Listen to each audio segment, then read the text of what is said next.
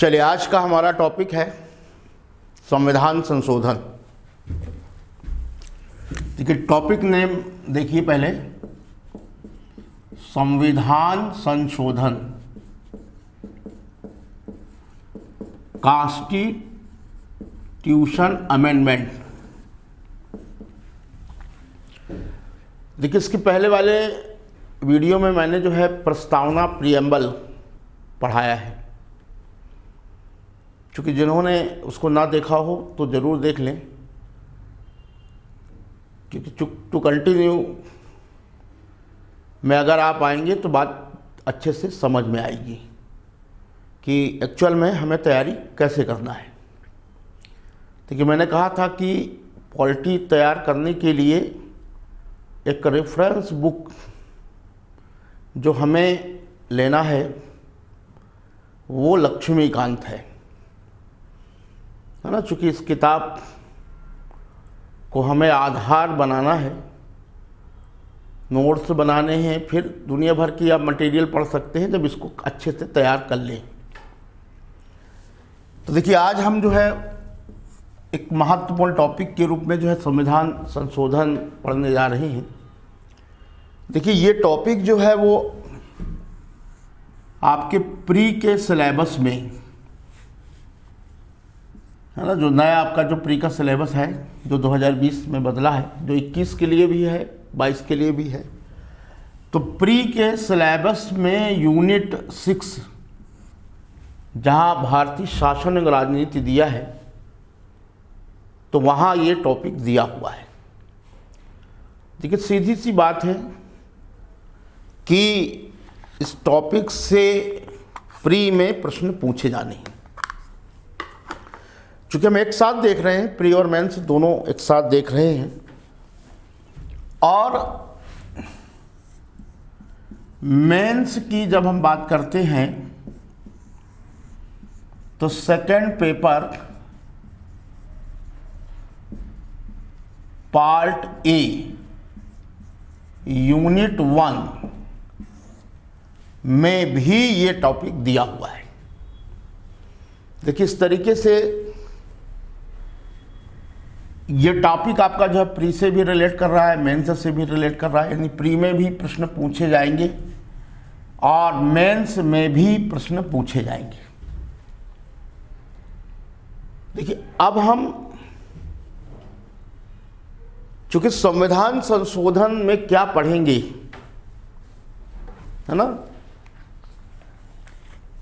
तो जब आप कॉन्स्टिट्यूशन यानी बेयर एक्ट जो मूल संविधान है उसमें अगर हम बात करें तो है ना, थोड़ा पहले परिचय मैं आपको बता दूं, फिर मैं बताऊंगा आपको कि किस तरीके के प्रश्न पूछे जाते हैं, जाते रहे हैं, और किस लेवल की हमें तैयारी करनी पड़ी। तो थोड़ा उसको हम पढ़ेंगे। लेकिन पहले हम कॉन्स्टिट्यूशनल का जो है इसका इंट्रोडक्शन देख लें कि ये संविधान के भाग 20 है ना, पार्ट 20, और चूंकि इस पार्ट में सिर्फ एक ही आर्टिकल है 368 से संबंधित है। लेकिन संविधान के भाग 20 भर को पढ़ लेने से संविधान संशोधन में पूछे जाने वाले प्रश्न कवर नहीं होंगे। देखिए, उसके लिए हमें क्या क्या पढ़ना पड़ेगा, है ना। तो पहले हम ये देख लें कि क्या क्या पढ़ना पड़ेगा। देखिए, इसके अंतर्गत हमें पढ़ना पड़ेगा एक तो अर्थ, आशय, है ना, कि सामान्य रूप से अगर हम बात करें तो संविधान संशोधन का क्या अर्थ है, क्या मीनिंग लगाया जाता है, क्या उसका जो है सिग्निफिकेंस है, क्या आशय है। देखिए, सामान्य रूप से हम कहते हैं संशोधन का मतलब किसी चीज़ को जो है परिवर्तित करना, लेकिन संविधान के भाग 20 में ही इसके अर्थ को भी बताया गया है। देखिए, इसके बाद चूंकि संशोधन के प्रकार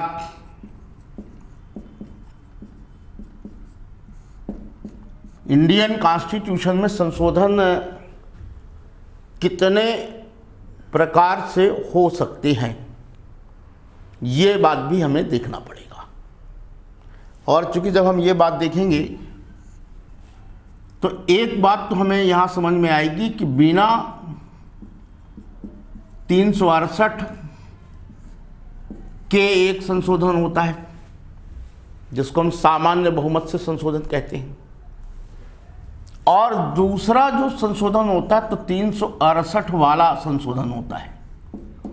चूंकि इसके अंतर्गत दो प्रकार के संशोधन हैं, 368 क्लाज 1, 368 क्लास 2।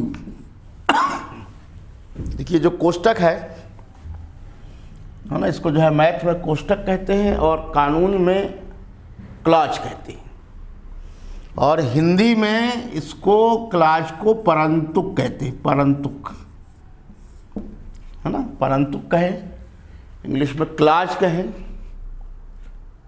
तो ठीक रहेगा। तो आर्टिकल 368 के अंतर्गत दो प्रकार के संशोधन दिए गए है ना। ये कठोर है, ये कठोर संशोधन है, और ये अति कठोर है, और ये आपका जो है वो लचीला है ना, फ्लेक्सिबल है। तो इस तरीके से संशोधन के कुल कितने टाइप्स आ गए आपके पास? 3, लेकिन मूल रूप से हम कहेंगे तो 2 ही हैं, विदाउट 368 प्रोसीजर, और एक होगा आर्टिकल 368 अनुच्छेद है ना। 368 क्या है? तो अनुच्छेद है, जो कि संविधान के भाग 20 में दिया गया है। अब ये क्या है मैटर, तो ये हमें पूरा पढ़ना पड़ेगा कि बिना 368 के कहाँ कहाँ किन किन बातों का संशोधन होता है, और संविधान लागू होने के बाद पहला ऐसा कौन सा संशोधन था जो बिना 368 के किया गया, ये भी देखना पड़ेगा। और आर्टिकल 368 संबंधी प्रावधान क्या है? 368 का क्लास फर्स्ट क्या कहता है, 368 का क्लास 2 क्या कहता है, साथ में 368 क्लास फर्स्ट से संशोधन पहली बार कब किया गया, और आर्टिकल 368 क्लास 2 से पहला संविधान संशोधन कब किया गया। देखिए ये बात भी हम देखेंगे। देखिए ये बात जब हम पूरी समझ लेंगे तो इसके बाद संविधान संशोधन संबंधी उच्चतम न्यायालय के निर्णय है ना, चूंकि ये माइलस्टोन है, क्योंकि संविधान में क्या लिखा है तो उसका समय समय पर जो है परीक्षण भी होता रहा है, और सुप्रीम कोर्ट के द्वारा जो भी निर्णय दिए जाते रहे तो वो मान्य होते रहे। देखिए ऐसी स्थिति में अगर हम देखें तो हमारे पास एक केस है शंकरी प्रसाद बनाम भारत संघ। चूंकि संविधान संशोधन को लेकर ये केस था, 1951 का ये केस है और बहुत महत्वपूर्ण है। देखिए इसके बाद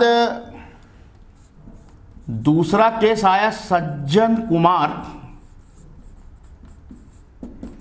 बनाम राजस्थान राज्य, 1965। यह भी एक लैंडमार्क केस था। इसके बाद एक केस आया गोलकनाथ बनाम पंजाब राज्य, बनाम पंजाब राज्य।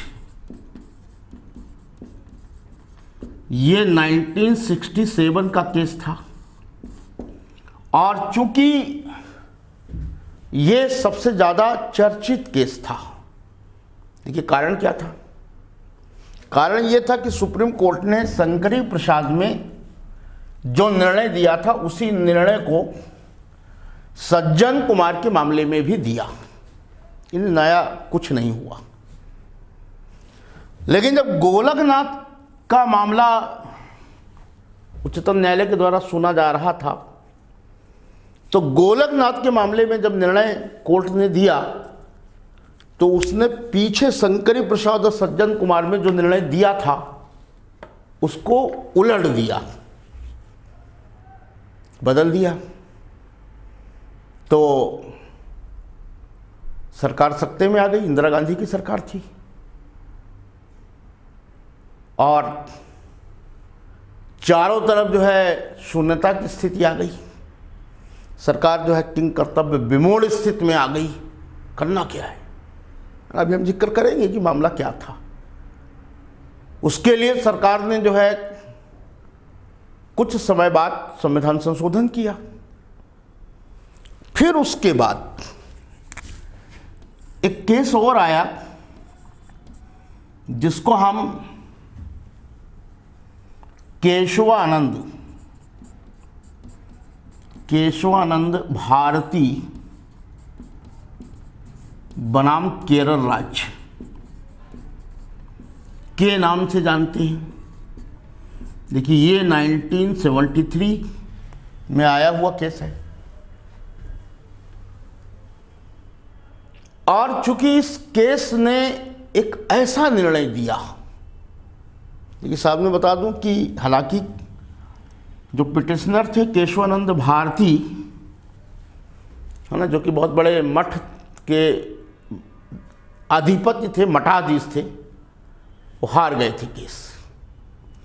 लेकिन उसके बावजूद भी सुप्रीम कोर्ट ने इस मामले में वो निर्णय दिया जो माइलस्टोन हो गया, मील का पत्थर हो गया। और वो मामला था आधारभूत ढांचे का सिद्धांत। तो देखिए यहां से जो निकला हुआ था, हमें यह भी पढ़ना पड़ेगा कि आधारभूत ढांचे का सिद्धांत क्या है, बेसिक इंफ्रास्ट्रक्चर। देखिए अब ये भी जो है संविधान संशोधन से ही जुड़ा हुआ है। और चूंकि केशवानंद भारती के मामले में न्यायालय ने कहा था कि आप संशोधन तो कर सकते हैं, लेकिन बेसिक इंफ्रास्ट्रक्चर को बनाए रखते हुए। तो एक अहम प्रश्न होता है कि बेसिक इंफ्रास्ट्रक्चर क्या है ना। तो इस तरीके से एक चीज हमारे सामने ये भी आ गई। और इसके अलावा देखो यहां लिखूंगा तो आएगा कि नहीं। हाँ देखिए एक चीज और कि संविधान लागू होने से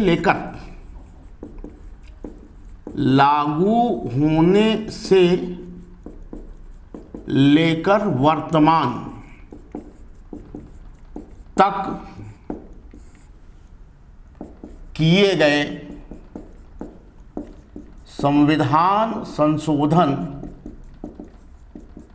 अधिनियम की जानकारी।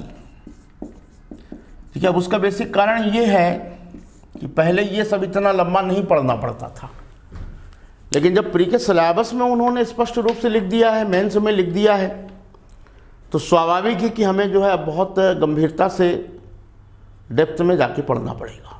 और यही कारण है कि प्रश्न जो पूछे भी गए अभी मैं बताने वाला हूँ आपको, तो आसान नहीं रहे हैं,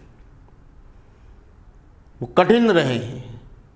और देखिए पढ़ने का तो मतलब ये है, पढ़ने के बारे में मैं आपको बता दूं, भले दिन भर में आप एक टॉपिक तैयार करो। देखिए, चूंकि धीरे भले ही चलो, लेकिन चलना बेहतर है। देखिए, क्वालिटी वाइज हमें तैयारी करनी है। ऐसा नहीं कि दिन भर में जो है पूरी कॉन्स्टिट्यूशन पढ़ ली और पेपर जब हुआ तो करने जैसी स्थिति में है ही नहीं, तो देखिए वो पढ़ाई कारगर नहीं है। कारगर वो है कि टॉपिक एक चाहे करें, लेकिन अब प्री और मेंस की दृष्टि से इतने चैलेंज के साथ करें कि 90-95%, देखिए 100% तो जो है कभी होता ही नहीं है, 90% पूछे जाने वाले प्रश्नों को जो है चुनौती के साथ करने की क्षमता होनी चाहिए। और फिर हमारे पास एक ये हो जाए कि भाई ये काम हो चुका है, देखिए ये हम पढ़ चुके हैं, अब इसमें मुझे कहीं कोई दिक्कत नहीं है। देखिए, इसी संकल्पना को लेकर जो है एमपीपीएससी की सुपर 30 बैच को हमने स्टार्ट किया है और उसमें इसी कंसेप्ट को ध्यान में रखकर ही जो है पूरी स्टडी कराई जाती है। तो देखिए, आपको जो है संविधान लागू होने से लेकर वर्तमान तक किए गए संविधान संशोधन अधिनियम की जानकारी प्राप्त करना है। देखिए, अब ये संख्या तो 100 से ज़्यादा है, क्योंकि 128, 129 संशोधन विधेयक और लगभग 105, 106 संविधान संशोधन अधिनियम पारित हो चुके हैं।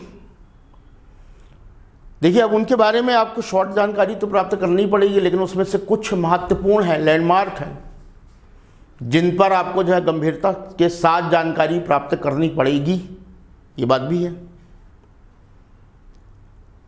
और साथ में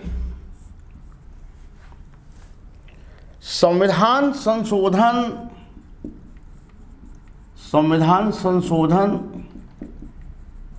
की प्रकृति, उसका नेचर क्या है ना। इंडियन कॉन्स्टिट्यूशन में जो संशोधन की पूरी प्रक्रिया बताई गई है, तो उसका एक्चुअल में नेचर क्या है। देखिए, साथ में इस नेचर का संघात्मक शासन वाले देशों से तुलना, शासन वाले देशों के साथ तुलना कि जो देश फेडरल हैं तो वहाँ संशोधन की स्थिति क्या होती है। हालांकि बात सच है कि भारत ने जो है फेडरल शब्द इस्तेमाल नहीं किया है, यूनियन ऑफ स्टेट्स किया है, लेकिन तब भी कहते तो हम अपने आप को संघात्मक ही हैं। तो हम फिर कंपेयर करेंगे ना कि इंडिया का जो संविधान संशोधन है तो उसकी तुलना अमेरिका के संविधान से करें, अमेरिका के संविधान संशोधन से करें, तो क्या सीन निकल कर हमारे सामने आ रहा है। साथ में उन देशों के साथ भी करें, जैसे ब्रिटेन के साथ कर लें, जो संघात्मक नहीं है, एकात्मक नहीं है। वे सही तुलना तो संघात्मक वाले देशों के साथ होगी, और उसी के साथ हम ये जस्टिफिकेशन कर पाएंगे कि संविधान संशोधन की प्रकृति ठीक है या नहीं है। चूँकि ठीक रही है, और यही कारण है कि केसी वियर जैसे लोग तो भारतीय संविधान के आलोचक भी रहे हैं, लेकिन उन्होंने भारतीय संविधान संशोधन की प्रकृति को लेकर बहुत प्रशंसा भी की है। देखा, गजब का जो है समन्वय है, बेहद बढ़िया गठजोड़ उत्पन्न किया गया है और ये काबिल तारीफ है। देखिए, साथ में संशोधन का प्रभाव क्या रहा है ना, उसका इम्पैक्ट क्या रहा है, सामाजिक प्रभाव क्या रहा है, राजनीतिक प्रभाव क्या रहा है, आर्थिक प्रभाव क्या रहा है, ये भी चूंकि हमें देखना पड़ेगा। यानी जो संविधान संशोधन लगातार किए जाते रहे तो उससे हमें कुछ मिलता भी रहा या सरकारें सिर्फ संशोधन के लिए करती रही, ये भी हमें एक जस्टिफिकेशन यहां करना पड़ेगा। तो वो सामाजिक प्रभाव, राजनीतिक प्रभाव, आर्थिक प्रभाव, जैसे हम देखते हैं कि पहला जो संविधान संशोधन था तो आरक्षण को लेकर था, साथ में भूमि सुधार के संदर्भ में भी था, जिसके सामाजिक प्रभाव थे, आर्थिक प्रभाव भी थे। जैसे वर्तमान में हम जीएसटी का देखते हैं, एक आर्थिक प्रभाव है। 44वां संविधान संशोधन देखते हैं जिसमें संपत्ति के मूल अधिकार को समाप्त किया गया, एक सामाजिक प्रभाव भी है, एक आर्थिक प्रभाव भी है कि सरकार जो है विकास कर सकती है, सभी लोगों के कल्याण के लिए सोच सकती है।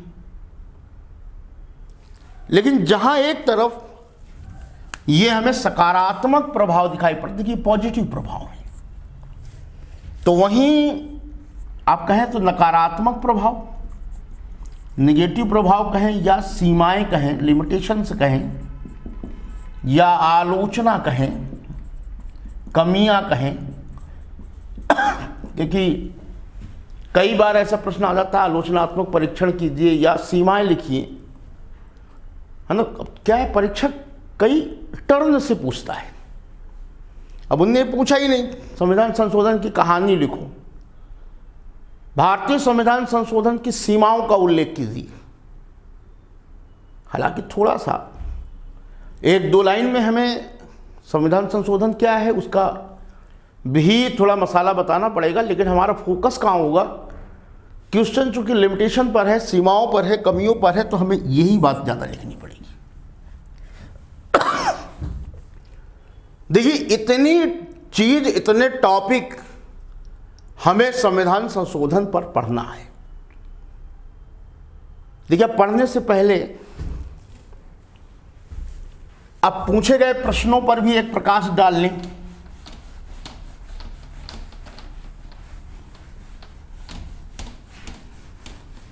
तो उससे क्या होगा कि जब पढ़ने बैठेंगे तो हम उतनी गहराई तक, चूंकि उन चीज़ों को जो है पढ़ पाएंगे, गहराई तक जो है उन चीज़ों को उतना हम पढ़ पाएंगे। देखिए, मैं सबसे पहले इसके लिए लेता हूं MPPSC प्री 2020 में संविधान संशोधन से पूछा गया प्रश्न। देखिए, हालांकि एक ही प्रश्न पूछा था, है ना, चूंकि अभी प्रश्न पत्र आपके पास होना चाहिए, देखिए वैसे तो होगा, नहीं है तो जुगाड़ करूं, ठीक है, टेलीग्राम में इसको जो है डाल दिया जाएगा। तो वहाँ से जो है आपको देखना, भाई मैंने कहा कि पुराने प्रश्न पत्र तो होने चाहिए, उससे लेवल कैसे पता चलेगा। भाई हमें एक अच्छा गंभीर विद्यार्थी बनना है ना। ऐसा नहीं कि कुछ बच्चे ऐसे भी जो है दिखाई पड़ते हैं कि कुछ शब्द मैंने लगाया है कि साल 2-2 साल उनके पढ़ते तो हो जाता है, लेकिन उनको यही पता नहीं है कि सिलेबस क्या है। तो हमें थोड़ा सा, है ना भाई, तैयारी करना है, डिप्टी कलेक्टर बनना है, और डिप्टी कलेक्टर बनना ना तो बहुत कठिन है और ना ही बहुत आसान है। अगर असंभव नहीं है तो ऐसा भी नहीं है कि गली चौराहे में पड़ा हुआ है।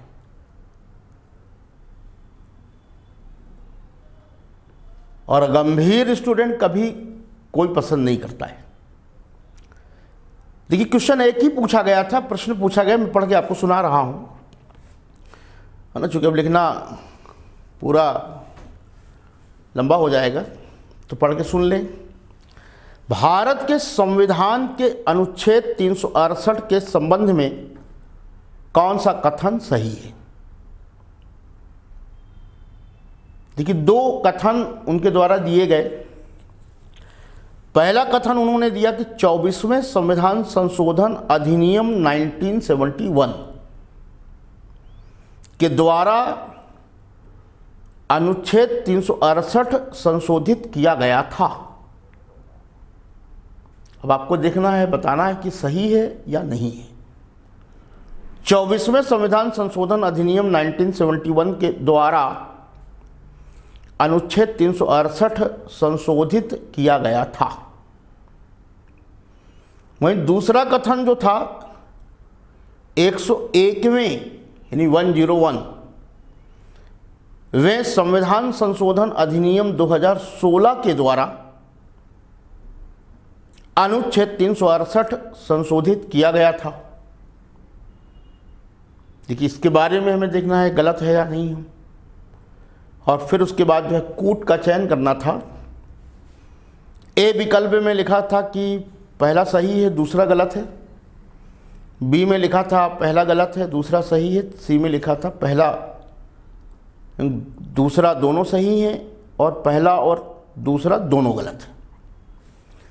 देखिए, अब चूंकि इस प्रश्न को आप कब समझ सकते हैं, जब आपके पास संविधान संशोधन से संबंधित जानकारी होगी, तभी तो आप जो है इस प्रश्न का आप जवाब दे सकते हैं। चूंकि अभी मैंने कहा था कि संविधान लागू होने से लेकर वर्तमान तक जितने संविधान संशोधन किए गए, देखिए अब वो ज़माना नहीं रहा कि आज से 2 साल 3 साल पहले ये बताया जाता था, है ना, कि महत्वपूर्ण संविधान संशोधन करो, और जनरली वहीं से आते थे। आजकल क्या ऊटपटांग पूछने का चलन निकल पड़ा है, और देखने में ये आ रहा है कि जो इम्पोर्टेंट है वो तो पूछा ही नहीं जाता, उसको छोड़कर पूछते हैं। हाँ, तो सुविधा के लिए ये ज़रूर कह सकते हैं कि जो इम्पोर्टेंट है वो तो पढ़ो ही मत, लेकिन ये रिस्क मत लो, कई बार आसान भी आती है। देखिए, अब ऐसी स्थिति में इसका जवाब जानने के लिए एक तो 24वां संविधान संशोधन अधिनियम 1971 क्या था। देखिए, थोड़ा यहाँ सावधानी हमें रखना है कि संविधान संशोधन अधिनियम, और कई जगह लिख दिया जाता है संविधान संशोधन विधेयक। देखिए, विधेयक बिल है ना, ये आपका बिल है और ये एक्ट है। देखिए, ये शब्द तब लिखा जाता है जब संसद प्रक्रिया पूरी हो चुकी है, यानी दोनों सदन उसको पारित कर चुके हैं, महामहिम राष्ट्रपति हस्ताक्षर भी कर चुके हैं और वो कानून बन चुका है। तो अधिनियम का जो नंबर होता है वो अलग होता है, कई बार वही भी होता है, कई बार बदल भी जाता है। जैसे पंचायती राज का अगर हम देखें तो विधेयक के रूप में 72 था, लेकिन अधिनियम के रूप में 73 हो गया। और विधेयक का मतलब है कि कार्यवाही सदन में है, लोकसभा में या तो प्रक्रियाधीन होगा या राज्यसभा में प्रक्रियाधीन होगा, या राष्ट्रपति के पास अभी जो है एसेल्ट हस्ताक्षर के लिए पहुंचा है, लेकिन महामहिम ने अभी हस्ताक्षर नहीं किए, तो वो बिल होता है। तो संविधान संशोधन से संबंधित प्रश्नों को हल करते समय थोड़ा इस पर भी गौर करने की जरूरत है कि अधिनियम पूछ रहा है या विधेयक पूछ रहा है। देखिए, इसके बाद चूंकि यहां उन्होंने अधिनियम ही पूछा है 1971, और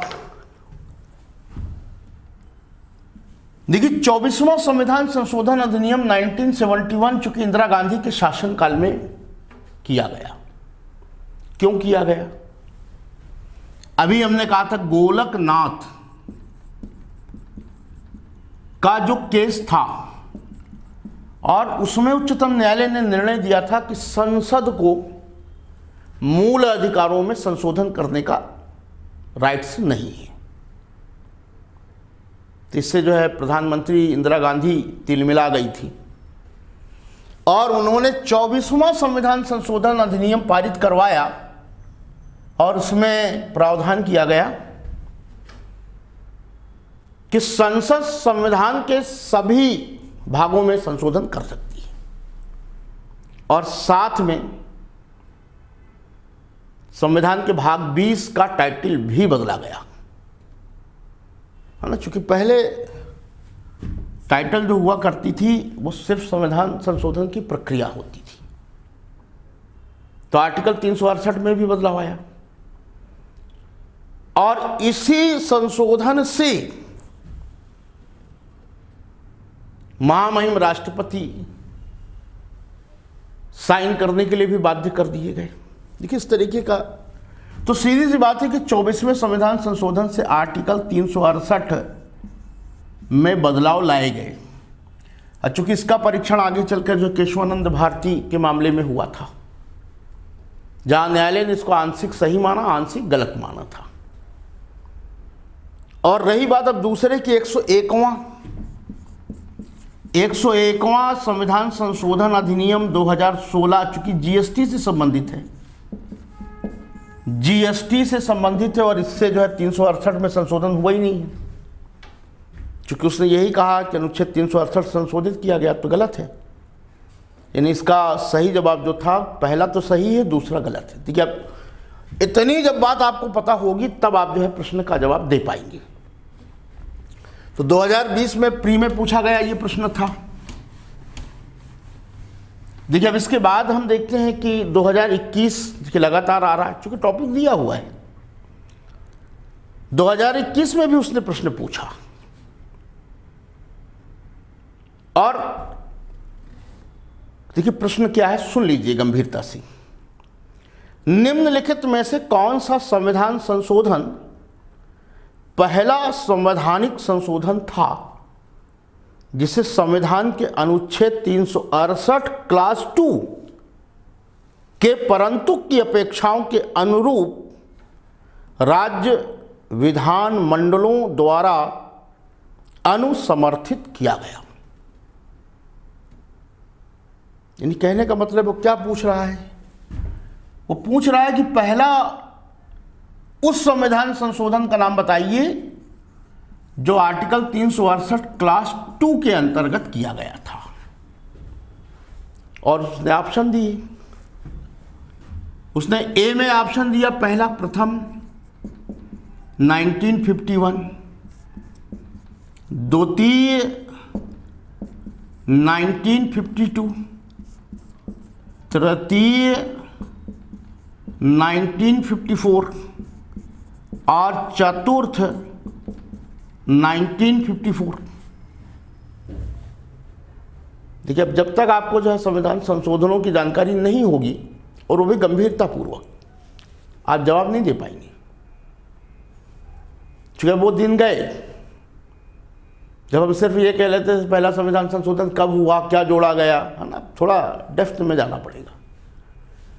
देखिए पहला जो संविधान संशोधन 1951 था, चूंकि ये मूल अधिकारों को लेकर था, मूल अधिकारों से संबंधित था, और जब कोई मूल अधिकारों से संबंधित अमेंडमेंट होगा तो वो आर्टिकल 368 क्लाज 1 के अंतर्गत होगा। वहीं द्वितीय जो संविधान संशोधन 1952 में हुआ था, तो चूंकि जनगणना के आधार पर लोकसभा की सीटों को बढ़ाने के लिए था, तो सीधी सी बात है ये सामान्य संविधान संशोधन था। कि सामान्य जब कह देते हैं इसका मतलब है कि गैर 368 वाला था, है ना। इसका तो संबंध ही 368 से नहीं था। वहीं तीसरा जो 1954 में हुआ था, तो ये 7वीं अनुसूची 7th शेड्यूल के संदर्भ में हुआ था। समवर्ती सूची में विषयों को जोड़ा गया था, और 7वीं अनुसूची की किसी भी सूची, 7th शेड्यूल की किसी भी लिस्ट को अगर आपको संशोधित करना है तो वो तरीका आर्टिकल 368 क्लास 2 के द्वारा ही हो सकता है, अन्यथा नहीं। चौथा जो है ये मूल अधिकारों के ही संदर्भ में था, यानी आर्टिकल 368 क्लास 1 पर ही आधारित था। तो इस तरीके से अब हमारे पास देखिए 368 फर्स्ट का पहला संशोधन जो है 1951 में था। सामान्य रूप से जो संविधान संशोधन होता है वो द्वितीय था, और 368 दूसरे का जो था वो तृतीय था। तो फिर तो होना चालू हो गए। अब आप समझ पा रहे हैं कि आसान प्रश्न तो नहीं था, ना ही आसान प्रश्न 2020 का था और ना ही 2021 का था, है ना। सिर्फ सामान्य जानकारी पढ़ने भर से नहीं होगा, उसको ठीक ठाक तरीके से पढ़ना पड़ेगा। देखिए जहाँ प्री में ये 2 प्रश्न पूछे गए थे, तो वही मेंस में देखें, चूंकि दोनों का परीक्षण कर ही लें।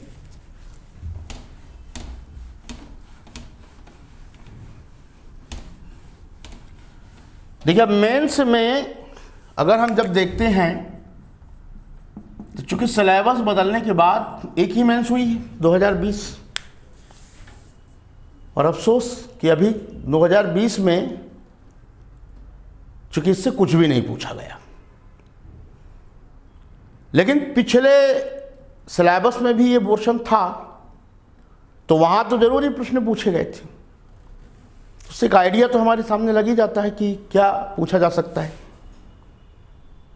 जैसे 2014 में एक प्रश्न पूछा गया था,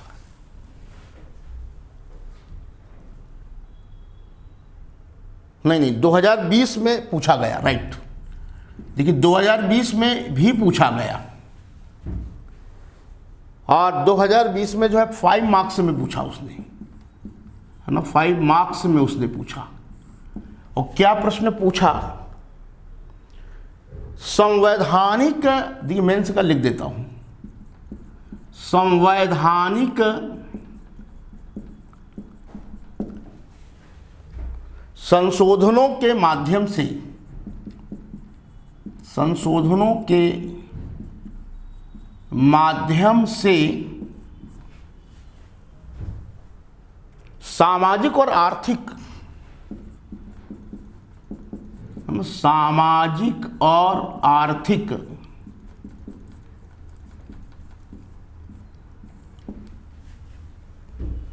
परिवर्तन के लिए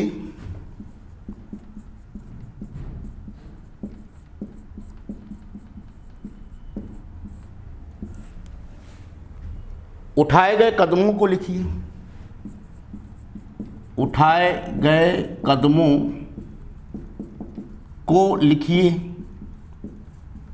देखिए अभी हमने कहा था कि जब हम संविधान संशोधन पढ़ेंगे तो संविधान संशोधन करने के अभी तक सकारात्मक प्रभाव क्या रही हैं, सामाजिक, आर्थिक, राजनीतिक। तो देखिए यहाँ वही एक प्रश्न पूछा है उन्होंने कि संवैधानिक संशोधनों के माध्यम से सामाजिक और आर्थिक परिवर्तन के लिए उठाए गए कदमों को लिखिए। चूंकि हम देखते हैं कि मूल अधिकारों में, मूल अधिकार में संशोधन हुआ, है ना। एक तो आर्टिकल 21 से शिक्षा का अधिकार ही जुड़ा, ये बड़ी बातचीत थी। फिर इसके बाद आरक्षण के लिए आर्टिकल 15, 16 लगातार संशोधित किए गए, और विभिन्न वर्गों को आरक्षण प्रदान किया गया जो उनके सशक्तिकरण का माध्यम बना। देखिए इसके बाद फिर हम देखते हैं कि नीति निर्देशक तत्वों में कई संशोधन के द्वारा बदलाव किए गए जो सामाजिक आर्थिक प्रभाव उत्पन्न करते हैं। देखिए इसके बाद फिर हम देखते हैं कि 73वां 74वां संविधान संशोधन भी है जो स्थानीय, है ना, ग्रामीण और नगरीय दोनों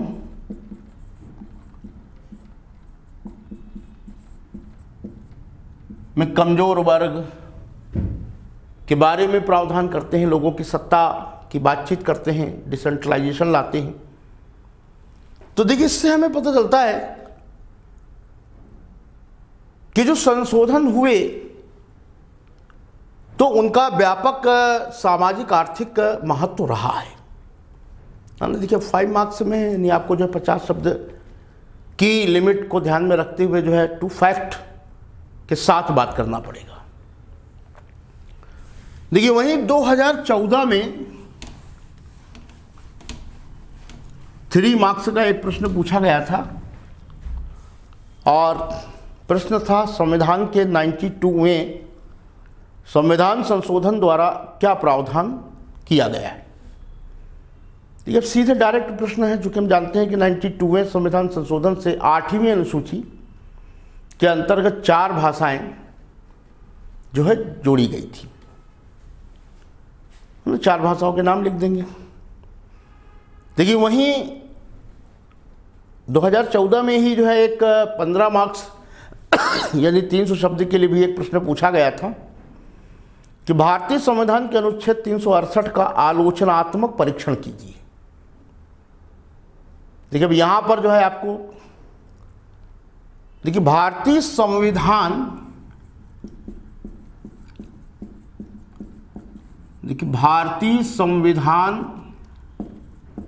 के अनुच्छेद 368 का आलोचनात्मक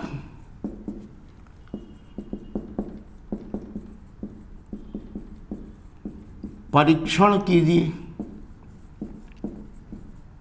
देखिए अब इसमें जब हम आलोचनात्मक परीक्षण करेंगे तो लिखने का जो हमारा विषय वस्तु रहेगा तो देखिए किस तरीके से रहेगा। एक तो हमें जो है आर्टिकल 368 का परिचय बताना पड़ेगा तथ्यात्मक बातों के साथ।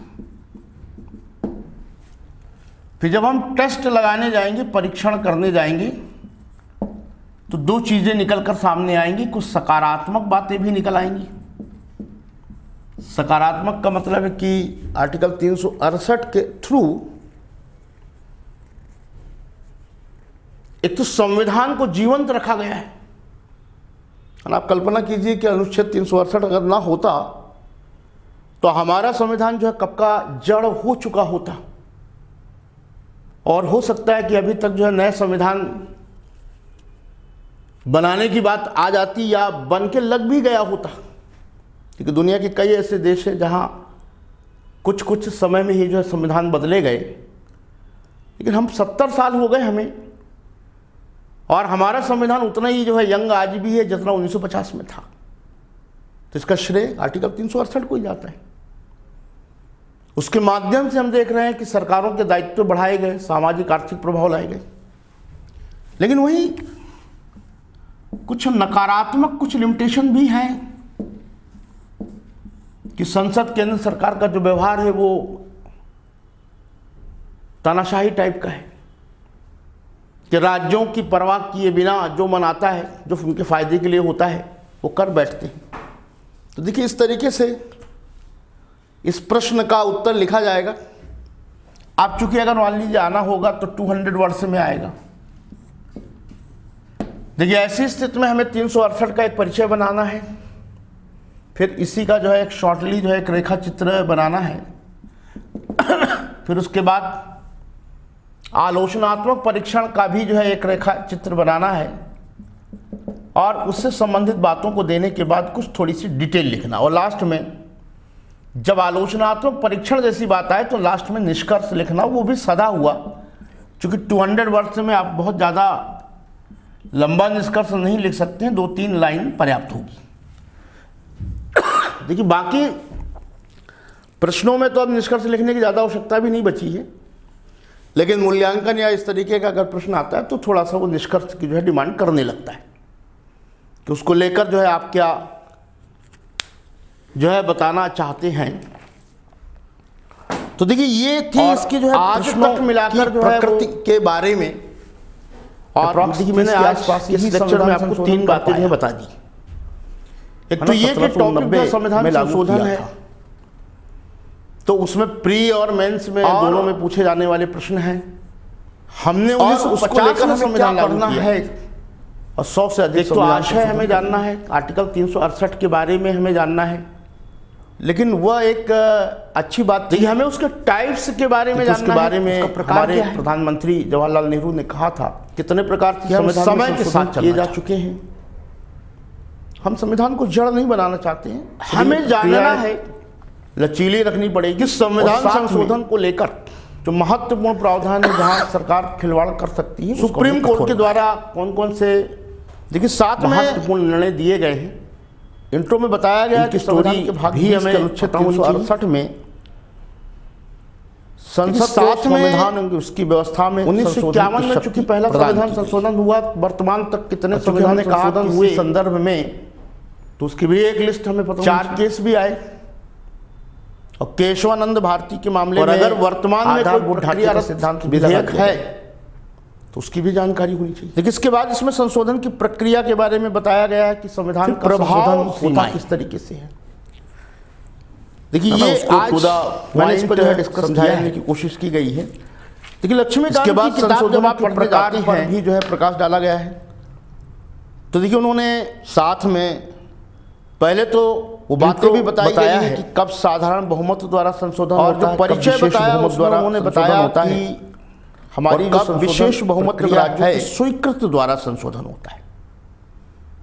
वो देखिए वो प्रावधान बताए गए, सम्मिश्रित बताए गए हैं जिसके द्वारा उसका जो नेचर है, इन प्रक्रियाओं का सहारा लेकर संशोधन किया जाता है। लचीला और कठोर दोनों का सम्मिश्रण। लास्ट में संशोधन प्रक्रिया की आलोचना। ब्रिटेन के संविधान में जब हम देखते हैं तो वहां संशोधन करना आए बाएं, चूंकि इस भाग में संशोधन से भी बड़े हुए हैं, वो नहीं दिया है, माने तो माने, ना माने तो ना माने, और वो जो है हमें अपडेटेड रूप से जो है वहाँ पढ़ना पड़ेगा होती है, इसलिए कोई दिक्कत भी नहीं है ना। हालांकि ये तो समस्या परिशिष्ट वाले जहाँ दोहरी सरकारें होती हैं, राज्य सरकारें लगाई भी है, केंद्र सरकार होती है, तो अगर हम अमेरिका वाले भारत से पढ़ लेते हैं तो ये बात जो है कंप्लीट होगी। और यही कारण है कि संघात्मक देशों के लिए कहा गया है कि कुछ बातें बताई हो, तो पूरी बात जो है एक ही वीडियो में कंप्लीट कर पाना संभव नहीं है। जहां तो संशोधन में प्रक्रिया संशोधन संबंधी जो बातचीत है हम दूसरे वीडियो में कंप्लीट करेंगे। देखिए हमसे भी पहले तो यही हम जो है यूएसए ने संविधान लागू किया। जय हिंद।